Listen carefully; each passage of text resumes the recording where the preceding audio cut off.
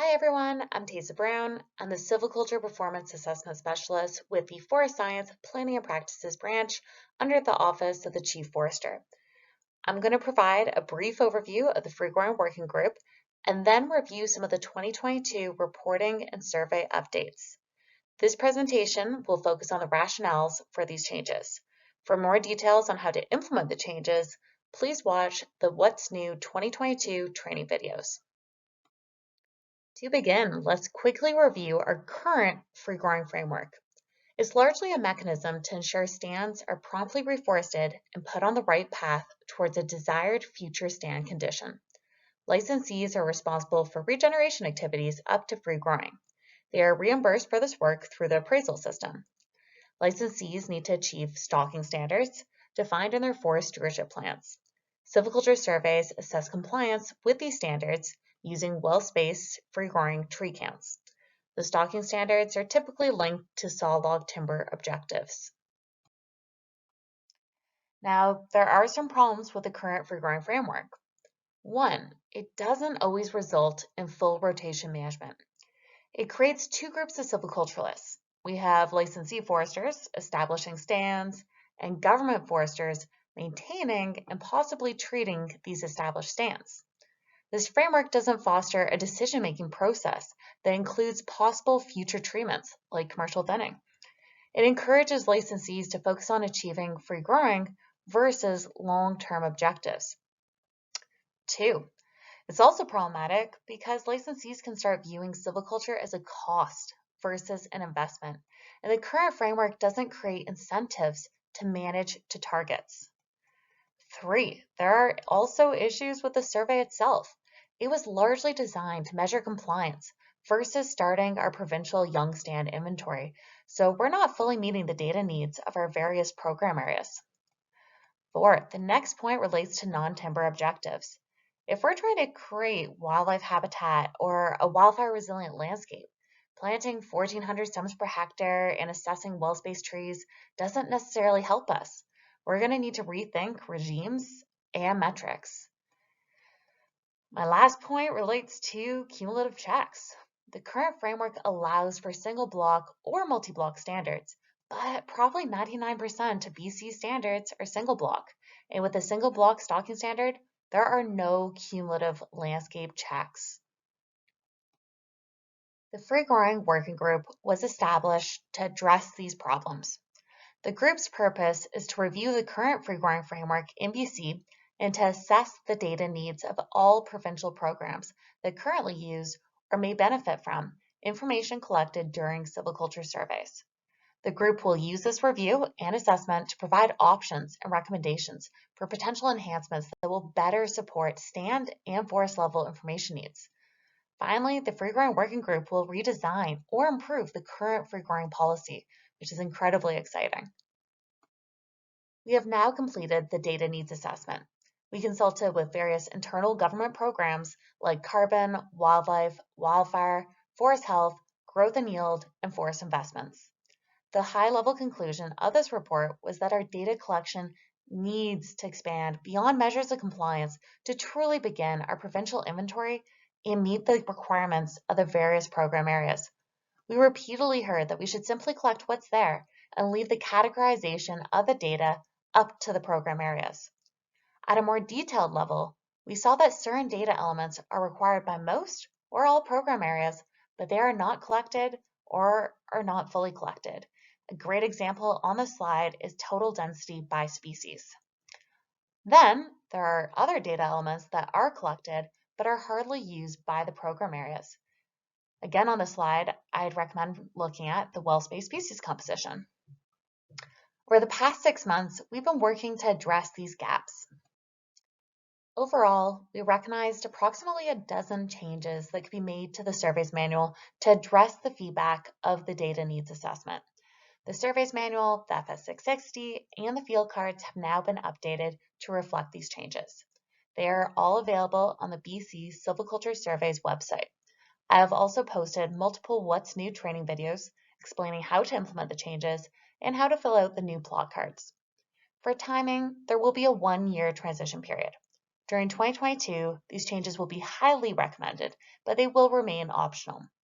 Then in April 2023, the changes will be reflected in the results information submission specification documents, and they will become mandatory for all new surveys. For SNAP and SAP users, they are ready to go. You'll just need to make sure to do the latest app update. If you use paper cards, they should be ready for ordering by early to mid-April. Please be careful choosing the 2020 versus the 2022 field cards. Before I dive into the updates, I need to quickly cover how growth and yield inputs are generated from results info for timber supply review. It's important because this process is driving several of the changes. Since 2017, we've moved to a results data-driven approach. This process develops a unique yield curve for each feature in the THLB. For a managed stance, it uses your planting information and your forest cover inventory information, specifically the inventory species composition and inventory density. The process can also use inventory information from any survey, region, stocking, or free to grow if you do a results update. I need to quickly emphasize that this process does not use silviculture label information. Despite this massive change in the yield curve development process, we haven't changed our results reporting or survey procedures. That's created some challenges because, one, it uses planting information, but most licensees don't submit planting spatial or data at the treatment unit level. Two, it uses our inventory information, but the precision isn't sufficient and we don't provide them with the spatial or temporal distribution of total stems. Three, there are accuracy issues with the forest cover spatial and results, and it can also be difficult to work with due to spatial slivers and row tubes. So if we want to improve the accuracy of the TSR, we need to address these issues. We're now going to move into reporting changes. I'm going to begin with planting spatial. For timing, this will likely take effect in 2023 or 2024 after consultation with licensees.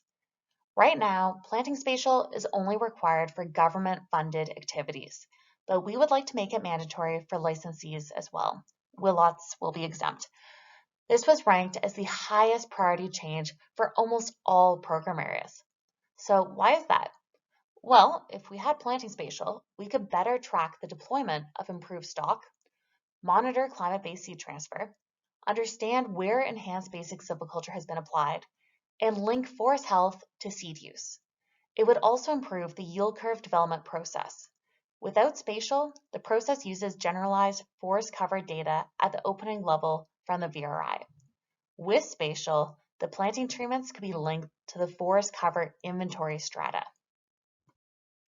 We also plan on releasing rules around planting unit stratification. Right now, you might report to results that you planted 20,000 pine and 20,000 spruce, and the modeler wouldn't know if they are evenly mixed across the block or split into two single species treatment units or some other variation. And these differences can have significant implications on stand development depending on genetic worth, site indices, species dynamics, and forest health. The accuracy of yield projections could be improved with planting spatial and stratification when any of those characteristics vary within an opening. Next, objective codes. We will be making them mandatory for replant activities if the reason for the replant is frost or drought. The objective codes will align with the forest health codes, so it will be NG for frost and ND for drought. And just to clarify, a replant is a supplementary plant to replace seedlings that died on a previously planted site. This change was pushed forward largely by the Interior Silviculture Committee's Drought Working Group, though it also has clear benefits for CBST monitoring and for the Forest Health team. All right, we're now going to move into some of the surveys updates. Okay, on the data needs assessment slide, I mentioned that every program area requested better precision for the inventory species composition. Right now, we mathematically average and manually adjust ocular estimates of species composition. This is a major reason that precision is deemed to be too low. Ocular estimates suffer from observer bias. They are not repeatable. they do not hold up in court. Less experienced surveyors are very prone to overestimating minor species and underestimating smaller trees that may be visually obscured. There can also be a disconnect between the species composition and the total density. As a result, we are now going to base our species composition on tree counts by species for all plot-based sampling methods. Both SNAP and SAP have this option, so you may already be familiar with collecting data this way. At each plot, you simply record tree tallies by species. I need to highlight a few key sampling principles. 1. Randomly or systematically, with a random start, locating your plots is key for ensuring the estimated species composition is unbiased over the infinitely many samples possible. 2. You need to choose the appropriate sampling method and intensity to adequately sample the characteristics of the strata. Well-spaced and free-growing numbers can't be your only focus while making these decisions. You have to consider inventory characteristics like total density, inventory species composition, and basal area. Our OCF senior biometrician, Peter Ott, is making a video explaining these sampling principles and providing more details on why this change is so important. I also want to highlight the benefits of simply collecting what's there. If we record total stems by species at each plot, we can use post-processing to understand the spatial distribution of total stems and species. This was very important for the yield curve development process and for program areas like carbon, forest health, wildlife, and wildfire. So stay tuned. I expect we'll be introducing a measure of dispersion for species and total stems in the future so that we can start informing models like TAS or TIPSY. I want to quickly explain how observer bias can lead to a disconnect between inventory species composition and density. Surveyors often view a single dense area of a species as skewing their data and ignore it in their species composition estimates. But this area and those trees are reflected in their total density if a plot lands there. So you end up with a disconnect where the species composition would only make sense at a much lower total density. It's important to remember that species composition is based on tree density for layers 2, 3, and 4, not area or your prediction on how the stand will develop through time. For the example on the slide, some surveyors might be concerned about using tree counts by species and reporting the species composition as spruce 70 if the spruce was highly clustered and not present across all plots.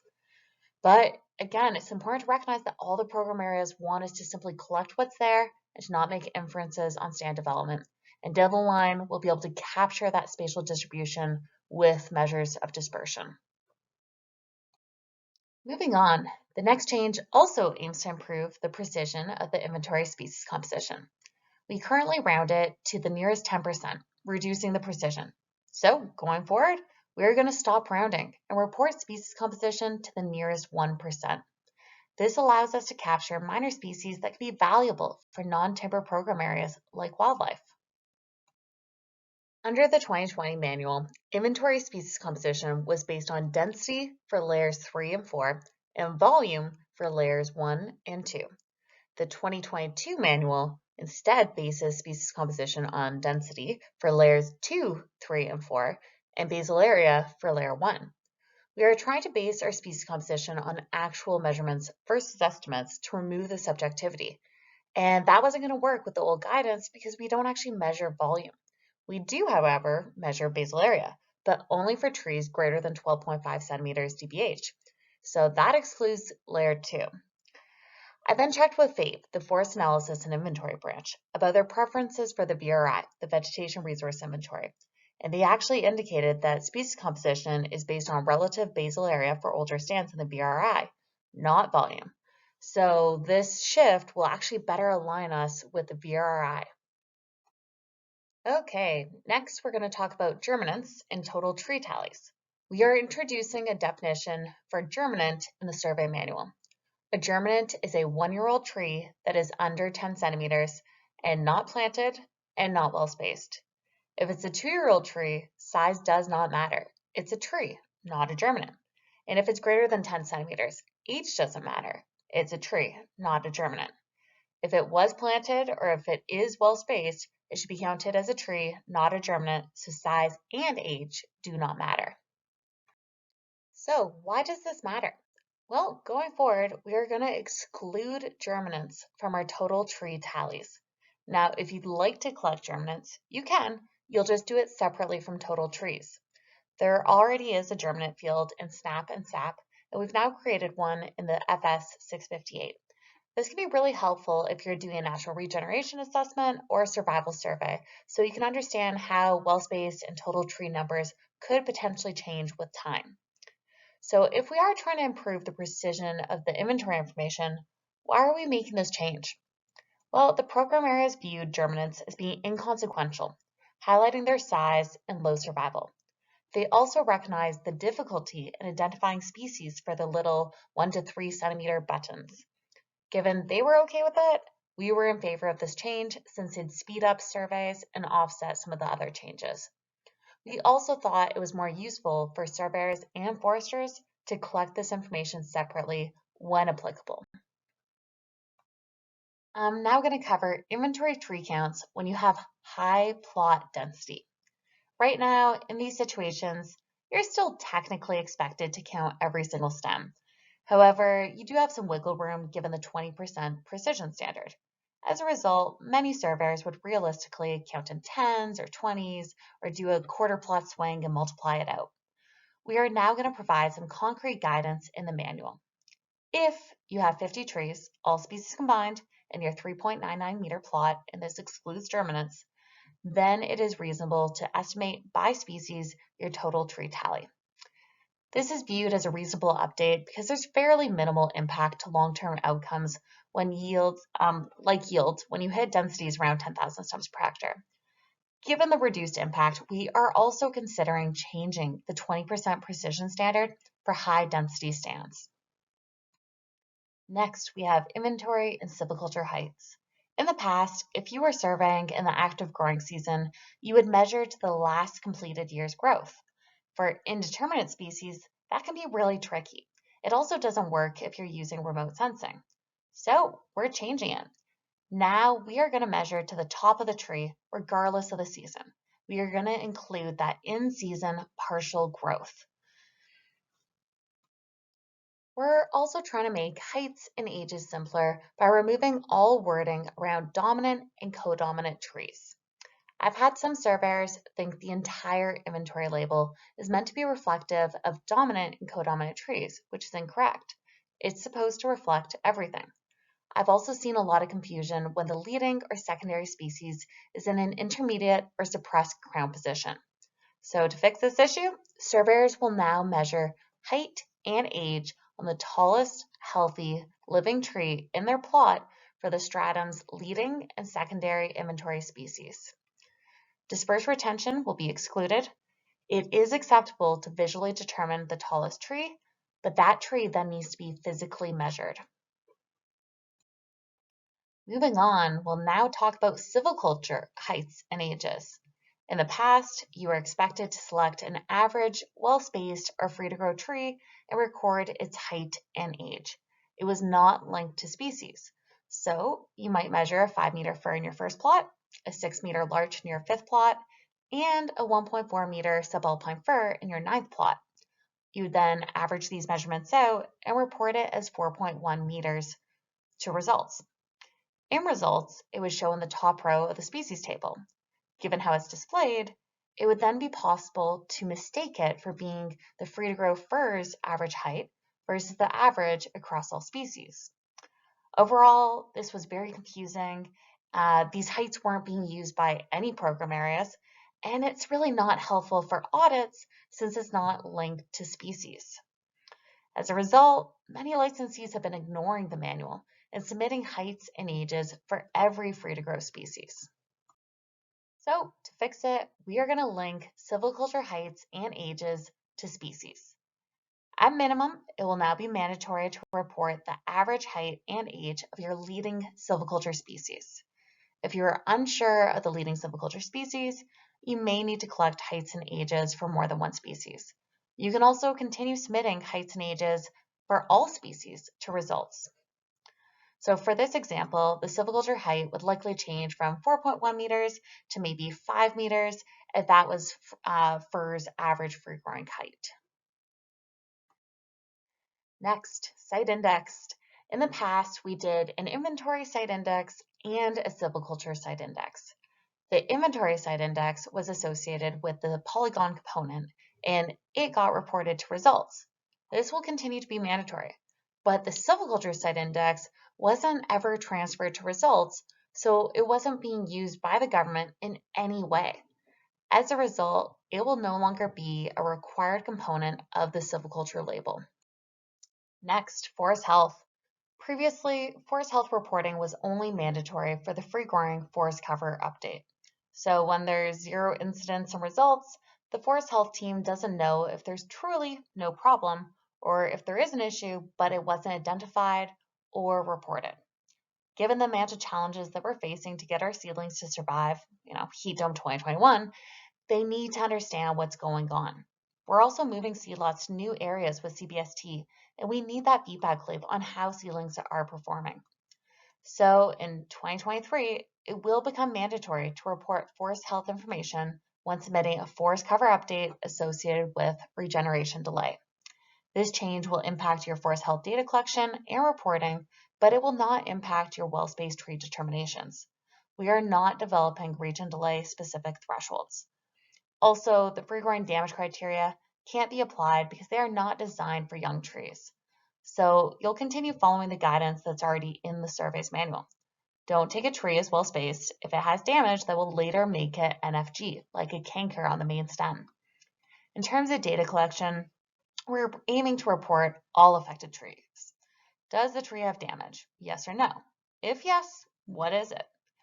Now, there may be some situations where you have very light damage. Example, only 1 branch is browsed, or only 5 needles have Cooley spruce gall adelgid. If that's the case, you can apply the filter, and this is from Stefan Zeglin, our forest health specialist. Is it pretty? So what makes a tree pretty? 0 wounds, galls, or cankers, no mistletoe, good color, normal growth above ground and below, and a living leader. If it's not pretty, or if you're unsure, just report it. Now, I also want to highlight 2 best management practices. The first one, if you expect poor survival because you're planting in the middle of the heat dome, or you're planting into an area with a historically high replant rate due to cattle damage or elk, then don't declare region delay met off of planting. Wait for your survival survey. This is important so that we can accurately capture the survival factors, your real region delay period, and stand conditions. The second BMP just addresses the reality that sometimes you might not expect issues, so you do declare off a planting, but the seedlings end up getting heavily impacted by some forest health agent. In that situation, we would encourage you to do another forest cover submission if the attributes of the forest cover inventory significantly change. And again, that new forest cover submission would be used in growth and yield modeling. Next, I'm going to address visual assessments and representative sampling. So for example, if you do a helicopter flyover or a walkthrough, CNE and my branch have been finding that precision standards are not being consistently met with ocular assessments or representative sampling. And that's a legal issue under FPPR 86.6. Even more importantly, we use the inventory label information for many purposes, and they are counting on accurate information. So with that said, we plan on restricting the use of visual assessments for free-growing surveys to low-risk strata or strata with significant access or safety issues. I will be creating a joint subcommittee with BCTS and industry to define low-risk strata or significant access or safety issues, and to develop a form or matrix. If your company uses visual assessments or representative sampling at Free to Grow and you'd like to join the subcommittee, please send me an email. It's going to be at the end of this presentation. And I want to clarify 2 points quickly. 1, I'm not talking about LiDAR or photogrammetry here. And 2, this is just for Free to Grow declaration surveys. So you can absolutely still use visual assessments, representative sampling for recce's to map out brushing or to check in on stands for your stalking non-legal intermediate surveys. Totally fine. This slide simply shows the difference between an old and new inventory label. For the new label, there will be no rounding for the species. The species composition might be slightly different too, since they'll be based on tree counts and will exclude germinants. If the survey was completed during the active growing season, like this example, the heights will appear taller since they'll include partial in-season growth. The heights and ages might also be subtly different because they will be based on the tallest trees versus the dominant and codominants. Finally, inventory density could appear lower since it will exclude germinants. This slide compares the old and new silviculture label. For the silviculture label, site index and site index source will now be optional since they're not actually getting submitted to results. The silviculture height and age will now be reflective of the leading silviculture species, and the height will include in-season partial growth. To wrap this up, I want to quickly explain the other half of this project. So far, all these survey and reporting updates have been focused on the regenerated stand inventory. But the other piece of the free growing framework is the design, implementation, funding, and assessment of silviculture regimes. We're trying to work through the options now with a plan to take it out to the broader community of practice in the coming months. Our intention is to look at alternatives or significant revisions to the existing free growing framework to challenge the compliance model, resist a model that incents minimum standards, and shift to a model that links regeneration to rotational goals. We're looking to reframe silviculture to be a well thought out investment versus a cost. We also want to look carefully at the optimal timing of specific silviculture practices to meet a stated objective. And lastly, we want to make sure it aligns with a provincial silviculture strategy, which is currently under development. We're asking a lot of questions right now, and they highlight what could hypothetically change. For example, the primary objective of free growing could change. In the future, with emphasis on non-timber objectives and potential zoning exercises, we could be managing some areas for sawlog production and others for wildlife habitat or wildfire resiliency. Also, the people responsible for setting stand and landscape level objectives could change. It could be government, licensees, First Nations, or FLP silviculture working groups. Similarly, those same options exist for who should be responsible for designing silviculture regimes. Then we need to think about who is responsible for implementing the regeneration or stand tending treatments. Should it be licensees, the government, contractors representing government? If licensees are responsible for stand establishment, how long should they remain responsible? Or should their obligation be finished after planting? We also need to think about how silviculture is funded. Should we continue with the current stumpage allowance? Can we take silviculture out of the appraisal system? Then we need to think about how regeneration should be assessed. Should we keep some version of our current compliance model where we measure stands against minimum requirements? Or should we move towards an adaptive framework where we ask, did the licensee implement the treatments as prescribed? Should we be focused on stocking standards or treatment regimes or both? If stocking standards, should we use single block or multi-block landscape reforestation standards? If we are using standards and we have a timber objective, how should we measure success? For growing trees, percent stocking, MSQ, stem maps, meters cube or MAI in year 80, should we be incorporating remote sensing into our silviculture survey system? Then we also need to think about how we monitor stand development through time.